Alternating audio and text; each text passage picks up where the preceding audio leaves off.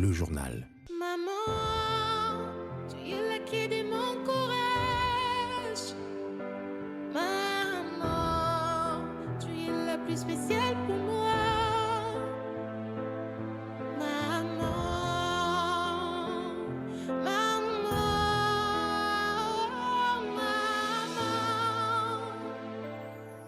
maman, plusieurs fois je t'ai blessée. Maman, plusieurs fois je t'ai offensé. Et toi, malgré toutes mes fautes, tu me pardonnais, maman. Très belle journée du 8 mars dédiée à toutes les mamans. 9 mois passés dans vos ventres, premiers soins, premiers pas, première éducation. Nous vous devons tout notre respect. Le 8 mars s'invite également à la une de l'actualité en République démocratique du Congo et dans le monde. C'est donc parti pour la Journée internationale des droits de la femme célébrée en République démocratique du Congo sous la méditation à cause de la situation sécuritaire dans l'est de la République démocratique du Congo. Pour ce faire, les femmes des regroupements politiques et des organisations féminines se sont retrouvées au palais du peuple aux côtés du chef de l'État, Félix-Antoine Tshisekedi Tshilombo. Nous y reviendrons avec force d'État dans nos prochaines éditions d'information. Madame, Messieurs, bonjour, bon après-midi et bienvenue à cette grande édition de la mi-journée sur la radio-télévision nationale congolaise qui démarre par les activités du président de la République. La lutte contre le blanchiment des capitaux et le financement du terrorisme. Un nouveau bâtiment de la cellule des renseignements financiers a été inauguré pour renforcer son action. À l'ouverture ce mardi 7 mars, le chef de l'État a présidé cette cérémonie. Vu du ciel, c'est un bâtiment modeste qui n'attire pas de suite le regard malgré sa nouvelle touche architecturale. Et pourtant, c'est entre ces murs que le pays a implanté l'un de ses centres névralgiques. Ce 7 mars, le président de la République s'est personnellement présenté pour inaugurer ce qui sera désormais le siège de la cellule nationale de renseignement financier. Ce service public créé en 2008 avec pour mission de recueillir et de traiter les renseignements financiers sur les circuits de blanchiment de capitaux et financement du terrorisme n'a existé que de nom jusqu'à ce qu'il soit valorisé par le chef de l'État dès sa prise de pouvoir en 2018. Le secrétaire exécutif du CNRF, Adler Kissoula, a dans son allocution de circonstance salué la volonté affichée du président de la République, Félix-Antoine Tshisekedi, qui grâce à une vision éclairée a fait de ce service le bras séculier de la lutte contre la corruption et l'impunité. La cérémonie de ce jour intervient dans un moment particulier où notre pays fait face aux multiples défis sécuritaires, notamment la prolifération des groupes armés et l'agression de ces derniers dans sa partie est par les terroristes du M23 soutenus par les Rwandais. Notre travail consiste aussi à l'identification et au démantèlement des réseaux qui finançaient ces groupes armés. Vous avez donc, Excellence, Monsieur le Président de la République, chef de l'État, le soutien de la cellule nationale des renseignements financiers de votre pays, rangée pour lutter contre les sources de financement de ces mouvements. Faire prospérer l'état de droit dans le pays, c'est cette vision qui oriente les différentes actions dans ces secteurs. Le ministre des Finances, Nicolas Kazadi, lui voit déjà une CNRF encore plus influente dans les milieux financiers. La lutte contre le blanchiment des capitaux et le financement du terrorisme dans laquelle nous sommes engagés n'est pas une simple formalité administrative pour plaire à qui que ce soit. Elle est un grand vecteur de changement. Elle précède et elle suivra le changement des mentalités que vous appelez de tous vos voeux. Elle apporte un changement majeur qui nous concerne tous, que l'on soit responsable public, représentant de la magistrature, opérateur économique ou simple citoyen. Le chef de l'État a, après la coupure du ruban symbolique, visité les différents locaux de la cellule. Une CNRF bien plus efficace et autonome aidera sans doute le pays à mieux filtrer les transactions et en dénicher celles rattachées au délit. L'inauguration de ce bâtiment marque également le lancement de la campagne de vulgarisation de la loi récemment promulguée sur la lutte contre le blanchiment de capitaux et le financement du terrorisme. Direction Cité de l'Union africaine, Félix-Antoine Tshisekedi a accordé une audience ensemble avec le ministre angolais des Affaires étrangères Tete Antonio. Ils ont passé en revue la problématique des questions en rapport avec le processus de paix dans l'Est de la RDC. On fait le point avec Jean-René Lobo. Une forte délégation angolaise porteuse d'un message au président de la République, Félix-Antoine Tshisekedi Tshilombo, a été reçue ce mardi 7 mars 2023 à la Cité de l'Union africaine. La problématique des questions en rapport avec le processus de paix dans l'Est de la République démocratique du Congo, au Nord Kivu et à l'Ituri, ont figuré au menu de l'audience que le président Félix-Antoine Tshisekedi Tshilombo a accordé à Tete Antonio, ministre angolais des Affaires étrangères. Côté RDC, le vice-premier ministre, ministre des Affaires étrangères, Christophe Lutundula Apala, le directeur de cabinet du chef de l'État, Guilain Bombouizia, et le haut représentant du chef de l'État, le professeur Serge Tshibangou, ont assisté à cette audience. L'émissaire du président angolais Joao Lourenço s'est refusé à toute déclaration au sortir de cette audience. Des sources concordantes apprend-on que cette audience a porté notamment sur des questions relatives au renforcement des liens de coopération entre Kinshasa et Luanda et surtout au début du cessez-le-feu à partir de la date du 7 mars 2023 par les troupes rebelles du M23 soutenues par le Rwanda. Il s'est de rappeler que le président angolais, Joao Lourenço, est le médiateur désigné dans le processus de paix dans l'Est de la République démocratique du Congo. Ça y est, nous y sommes. 8 mars, journée dédiée à la femme et à la jeune fille. Les écoles en métier de la ville de Kinshasa ne sont pas restées indifférentes. Le cas du lycée technique de la Gombe, on en parle avec Anastasie Doumbou dans ce reportage. Une journée spéciale à l'honneur de femmes du secteur de l'éducation dans les écoles de Kinshasa. L'accent a été mis cette année sur le droit de la femme et la jeune fille pour lutter contre la discrimination et les droits des femmes et la jeune fille pour la fin des inégalités par rapport aux hommes. Les écoles de la ville-province Kinshasa ont saisi l'occasion pour célébrer la femme comme il se doit. Je suis enseignante au lycée technique de la Gombe. Bon, la préférence, je crois que c'est d'abord une orientation. Quand on a été là, on devait choisir. J'avais trouvé que la couture était mieux pour moi. Et la filiale que j'avais prise, c'était la pédagogie parce que j'ai voulu transmettre ce que j'ai aussi eu des enseignants. Le 8 mars ici, c'est une journée où la femme s'est mise debout pour essayer un peu de revendiquer certains droits. Parce qu'elle avait connu beaucoup de discriminations et beaucoup de préjugés. Il fallait quand même un jour que ça s'arrête. C'est comme ça que la femme, ce jour-là, s'est mise debout pour parler. Et en parlant, il fallait continuer à éduquer, à instruire. Dire à la femme ce qu'elle est, de quoi elle est capable par rapport à l'homme. Concernant la journée de la femme, ce n'est pas une journée d'épargne, pas une journée de la fête. Selon moi, c'est une journée de méditation en étant femme. Parce que le Seigneur nous a donné la capacité d'être une femme compétente et dans notre pays, République démocratique du Congo. L'objectif est de faire évoluer la perception des métiers scientifiques, techniques et technologiques, autrefois destinés aux hommes et aujourd'hui accessibles aussi bien aux filles qu'aux garçons. Les cas ici du lycée technique de la Gombe.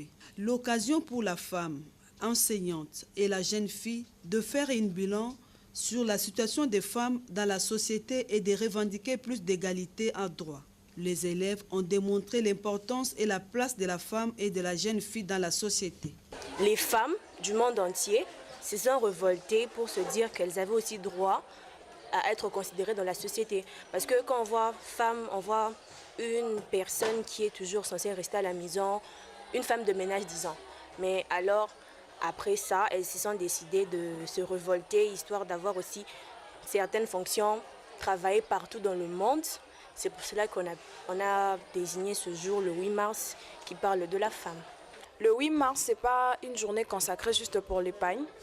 C'est une journée consacrée pour toutes les femmes qui ont subi des violences, toutes sortes de violences, et que nous puissions aider ceux qui sont faibles et rester fortes, unies ensemble. Il s'y est dénoté que cette journée du 8 mars a été adoptée par l'Assemblée générale des Nations unies en vue de promouvoir l'accès et la participation pleine et équitable de femmes et de la jeune fille à la science. Plus de 5000 femmes et jeunes filles de la province du Haut-Katanga encadrées par la Fondation Calixte Mounana, une délégation venue de la Belgique, du Cameroun et du Sénégal a visité les réalisations de ces personnes de troisième âge.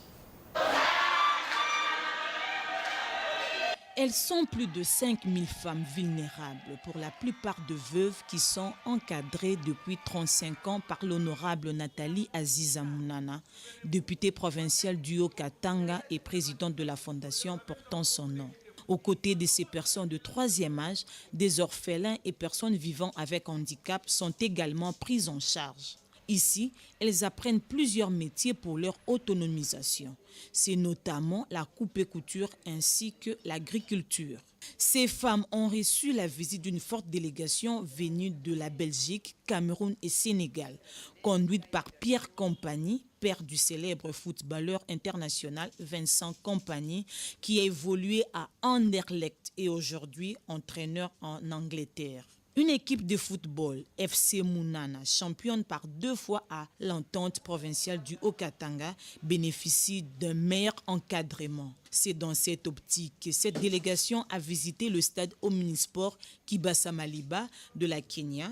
Les souvenirs sont encore vivaces pour cet ancien international du tout-puissant Mazembe qui retrouve cette pelouse 50 ans après. Il y a moyen de voir déjà une empathie humaine qui se dégage chez Nathalie, dont la plupart d'Africains feraient bien un effort de regarder cette association qui est locale, qui est énorme, pour peut-être faire la même chose. C'était avant de visiter le mémorial de Lumumba au village Chilantembo, à une 50aine de kilomètres de Lubumbashi. Focus à présent sur la femme âgée de 100 ans. Elle a été à la rencontre de notre consoeur Françoise Boulabouaki. Câlin à maman, c'est une tradition pour se réchauffer sur la joue d'Anne Bombo, la centenaire, avec une fidèle mémoire.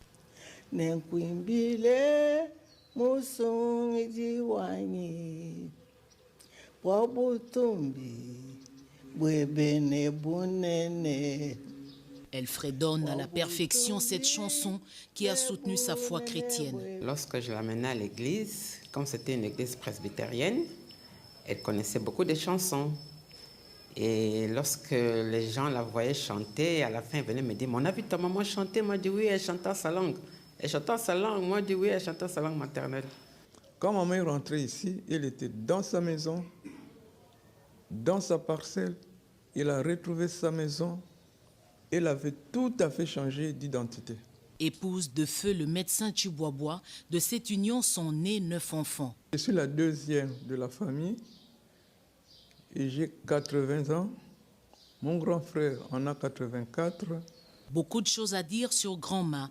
Le ton est émotif pour sa petite fille qui revient à Kinshasa 26 ans après pour célébrer les 100 ans de Mamouchi Légelou. Il y a beaucoup de choses à dire.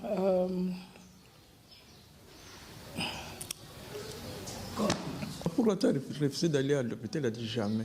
À mon âge ici, si je vais à l'hôpital, je ne vais plus rentrer. Ils vont trouver toutes les maladies du monde pour me garder et m'achever. D'abord, comment est-ce que tu leur as parlé? Tu ne sais pas parler anglais. Je disais seulement non, non, non, non, non. Alors quand tu dis non, on ne te prend pas. Longtemps vécu en Europe et aux États-Unis, à 99 ans, l'ex-monitrice au foyer social a fait le dernier voyage pour regagner Kinshasa. Ici, dans sa résidence, se reconnecter aux souvenirs. Depuis lors, elle passe ses journées entourée des gens qu'elle aime. S'il y a une des choses au monde que je ne peux pas faire des fétiches, faire de tout ça, comme tout ce qui se dit actuellement, il y a beaucoup de pratiques, de mauvaises pratiques, mais avec elle, elle ne nous a jamais appris ça. C'est rien que la prière. Et je crois que c'est parmi ces forces qui font qu'aujourd'hui, que le Seigneur l'accorde encore cette grâce. Pour souffler la 100e bougie, Toute la famille s'est retrouvée autour d'elle. Des moments uniques pour la postérité.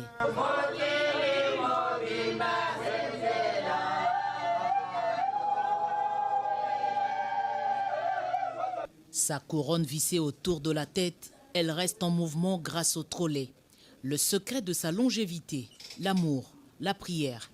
J'ai investi dans la scolarité des enfants. Grâce à eux, je suis heureuse, nous dit-elle. Elle porte l'économie domestique et constitue le socle de l'éducation en communauté. La femme célébrée dans toutes ses dimensions. Odiane Lokaki, entrepreneur, évoque en ce mois de mars la condition de la femme dans les zones de conflit. Le côté festif ne doit pas occulter la guerre d'agression imposée par le Rwanda dans la partie est du pays. Odiane Lokako, femme entrepreneur, garde une pensée pieuse à l'endroit de ces femmes appelées à cultiver la terre et non à fuir leur maison. Toutes nos pensées partent aux mamans de l'Est, où ces mamans courent avec leurs enfants, fuient la guerre. Nous avons des femmes, des enfants qui sont violés. Nous avons mal au cœur. Et toutes nos pensées vont là-bas, en espérant que nous pourrons avoir un protocole de paix pour que justement ces mamans puissent rentrer chez elles et puissent vivre dans le calme et profiter de la terre parce qu'elles sont des agricultrices. Les numériques, voilà les mots-clés de la thématique retenue au niveau local pour le mois dédié à la femme. Odiane Lokako plaide pour un accès à plus de femmes. On ne peut pas parler de digital quand on entre dans les provinces. Même ici à Kinshasa, n'oublions pas que nous avons des problèmes d'électricité, nous avons un problème d'eau, nous avons un problème des réseaux. Donc comment est-ce que nous pouvons travailler dans un monde digital quand nous n'avons pas accès à tout ça? Je pense qu'aujourd'hui, chaque pays doit avoir un thème qui peut mettre dans ce contexte dans le pays où nous vivons. L'entrepreneuriat féminin doit être la règle. Nous avons lancé un très grand projet il y a déjà plus de 3 ans, qui est la production du coton. Nous, femmes leaders, nous devons faire des projets avec des femmes. N'oublions pas que la RDC aujourd'hui, toutes ces mamans qui travaillent dans l'informel, c'est grâce à elles que nous vivons. Le 8 mars, par essence, reste un moment clé pour engager une réflexion approfondie sur les conditions de la femme. Célébration de la fête du 8 mars, c'est aussi avec les femmes de la structure du Grand Changement. David Mubenga y était pour le compte de la RTNC et nous en parle.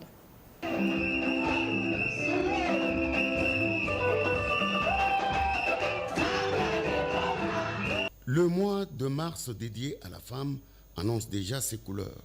C'est le cas à l'église évangélique des Nations Cité Édem où un culte a été organisé à Bibois dans la commune de Lancélé pour la célébration de la 19e édition du Grand Changement. La représentante légale de cette église, la révérende Dr J.R. Deborah On, a indiqué que l'homme et la femme qui sont placés à la même enseigne sont appelés à vivre en symbiose. Personnes qui ont vécu dans les cultes, qui étaient présents dans les cultes, puissent sentir que c'est vrai, je suis passé par un culte de Dieu pour le changement. Et les femmes et les hommes, il y en a eu pour tout le monde.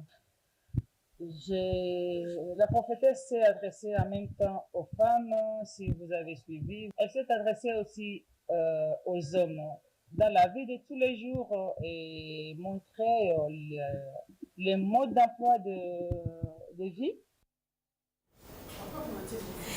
Les 9e Jeux de la francophonie, c'est pour bientôt. Toutes les commissions impliquées étaient autour du Premier ministre Jean-Michel Sama-Lukonde ce mardi 7 mars. Il était question d'évaluer le niveau d'avancement de ces infrastructures. Pati Tondouan. Une réunion du comité de pilotage élargi des 9e Jeux de la francophonie à l'immeuble du gouvernement.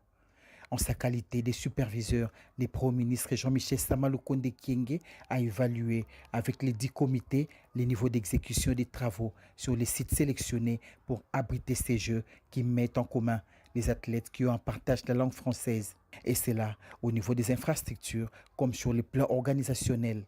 Le chef du gouvernement, qui a promis une descente prochaine pour inspecter les travaux dans différents sites, a une fois de plus donné des instructions quant à la pression à faire aux entrepreneurs pour la livraison à temps imparti des infrastructures et à la poursuite des financements. Le Premier ministre a suivi la présentation sur l'état d'avancement et il a donné des instructions liées aux poursuites de financement des infrastructures, des instructions liées aussi à l'organisation. Le directeur national des 9e Jeux de la francophonie, Isidore Kwanja, affirme que toutes les batteries sont mises en marche pour l'organisation avec succès de ces Jeux à Kinshasa. Et je vous informe que le jeudi, nous allons dévoiler la mascotte. Nous sommes en train de préparer cela avec le comité international des Jeux de la francophonie. Sur le plan de l'organisation matérielle, nous sommes très avancés parce que nous travaillons en collaboration avec les experts du CIGF. Nous avons déjà commandé tout le matériel nécessaire pour le bon accueil des athlètes qui viendront ici chez nous. Il ne reste plus que 5 mois pour la tenue de ces Jeux en République démocratique du Congo, a conclu le directeur national des 9e Jeux de la francophonie. Briefing de l'actualité congolaise. La séance des échanges a eu lieu hier.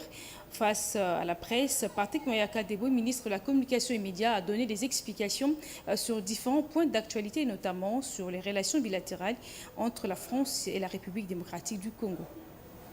Le conflit qui se passe en République démocratique du Congo, c'est un conflit international qui est consécutif à la situation qui a prévalu au Rwanda. En 1994, un génocide rwando-rwandais de triste mémoire, mais qui a eu des conséquences en République démocratique du Congo depuis l'époque jusqu'à ces jours. Et même 2 chefs d'État sont décédés, Mobutu, Kabila, et autant des millions des Congolais qui sont morts. Il y a un besoin que ces drames s'arrêtent. Heureusement que lui-même a parlé aussi de justice pour les crimes passés et pour les crimes à venir. Nous allons y travailler. Bon, lorsqu'on parle de respect, est-ce que nous le méritons? Je pense que le point de départ de tout être humain mérite le respect. Mais après, il faudrait éviter justement de tomber sous le prisme comparatif, parce que c'est ce qui se passe le plus souvent. Les sociétés occidentales ont été construites suivant un modèle. Les sociétés africaines ont été construites suivant un modèle aussi. La construction de la démocratie tient compte de tout cela. La démocratie française, elle est très différente de la démocratie belge. Autant elle est différente de la démocratie britannique. Et donc, nous pensons que le respect doit être le point de départ.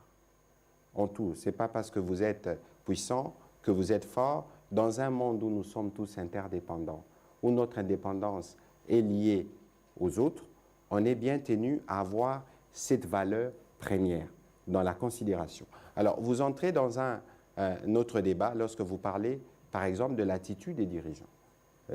Sûrement, on parle souvent de corruption, de malversation et de toutes ces caricatures. Heureusement qu'en République démocratique du Congo, personne n'en doutera, il y a une volonté politique claire de lutter contre la corruption et avoir des hommes politiques dignes de porter cette casquette et de porter la voix de la République démocratique du Congo.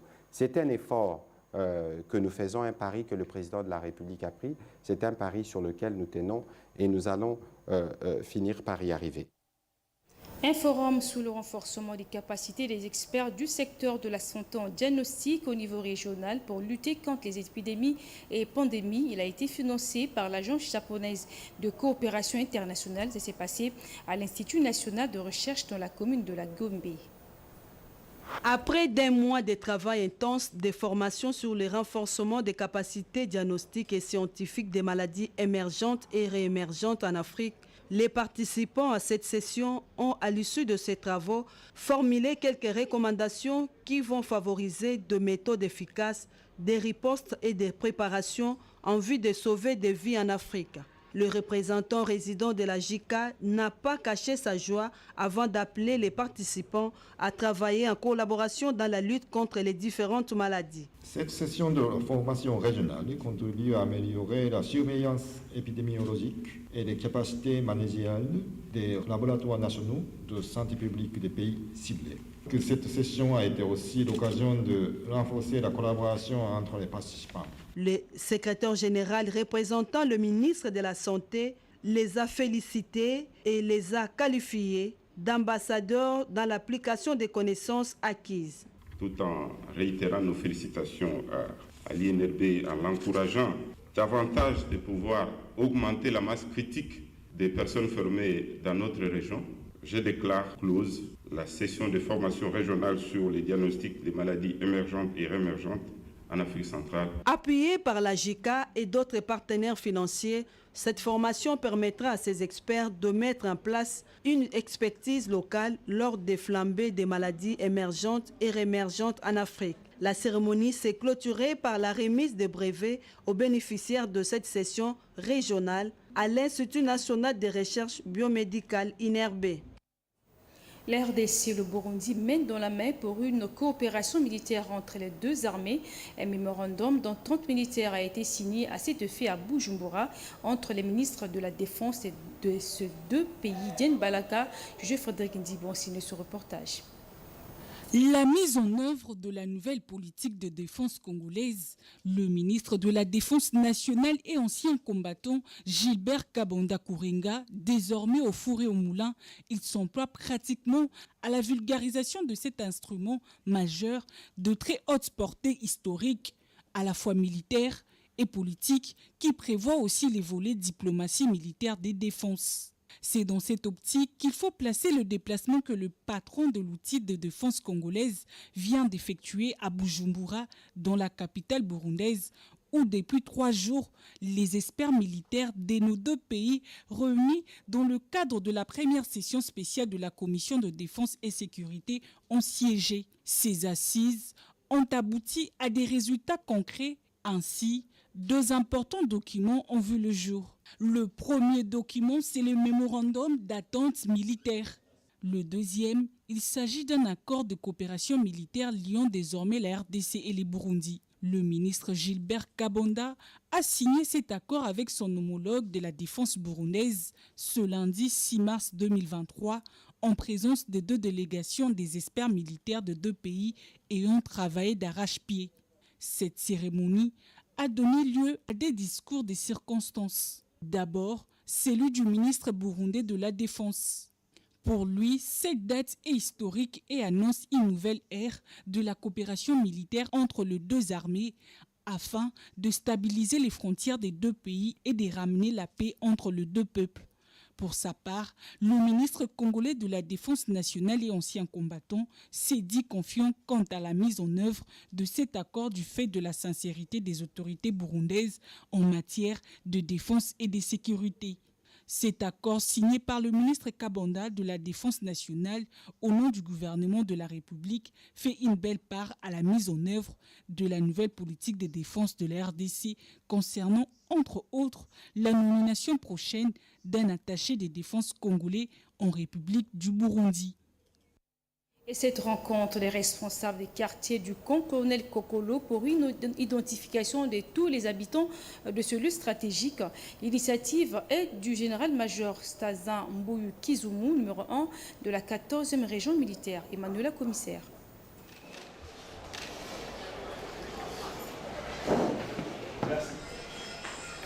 C'est une mise au point du commandant 14e région militaire, le général-major Stazan Mbuyu, au responsable des quartiers du camp Colonel Kokolo. Le général-major Stazan Mbuyu a demandé à ceux qu'il appelle père et mère chef plus de rigueur dans le contrôle pour assainir les camps afin de mettre hors d'état toutes les personnes non autrement identifiées. Le commandant des 14e région militaire a rappelé le rôle de chacun en tant que chef des quartiers. Un contrôle strict doit être mené pour mieux identifier les véritables habitants du camp Kokolo. Entouré de ses 2 adjoints et son chef d'état-major, le général-major Stazan a instruit ces derniers à un travail minutieux pour répondre à l'appel du chef d'état-major général, le lieutenant-général Christian Chiwewe, qui veut que tous les camps soient bien assainis. Un recensement général sera organisé pour identifier tous les occupants du camp. Le camp Kokolo, c'est un site très sensible. Vous le savez, le camp Kokolo, c'est un site militaire historique. C'est un site militaire stratégique. Et donc, à ce titre, le camp Kokolo requiert une attention particulière sur le plan sécuritaire. Déjà la semaine prochaine, sur instruction du chef d'état-major général, il y aura un recensement qui va commencer au camp Kokolo. On devait échanger avec les gens qui seront lancés sur terrain pour leur donner la ligne de conduite et leur dire ce que nous attendons d'eux sur terre.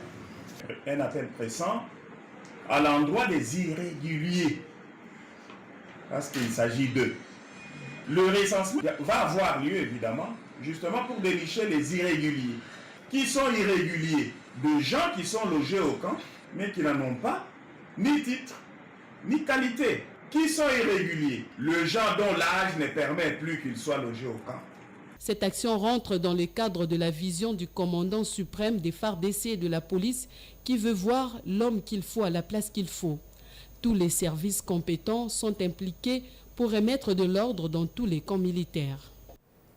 La province du Nord-Bangui se lance sur le rail du développement. Pour atteindre cet objectif, il faut des investissements dans le domaine des infrastructures de base. Le gouverneur de cette province a sollicité donc l'appui de la Caisse nationale de péréquation à travers son directeur général, Yvette Makoutima.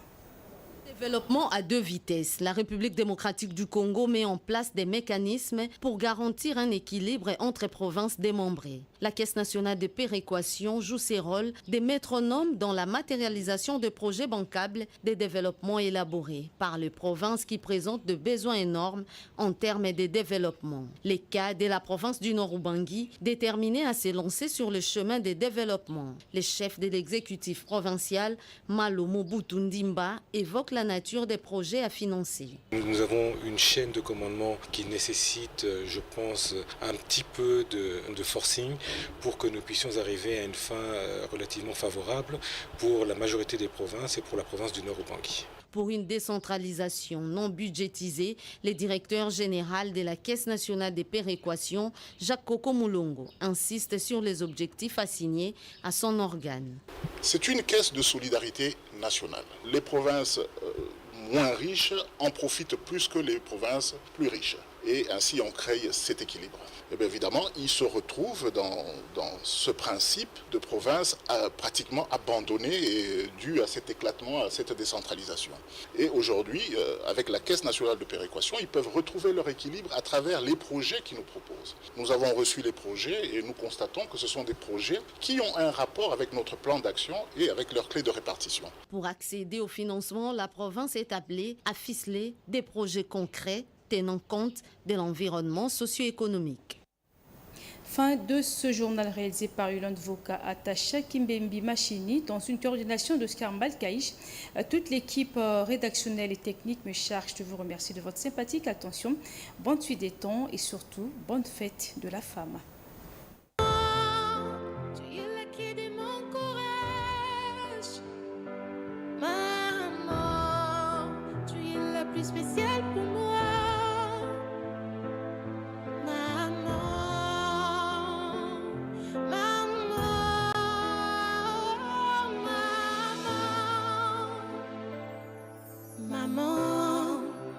Plusieurs fois je t'ai blessé,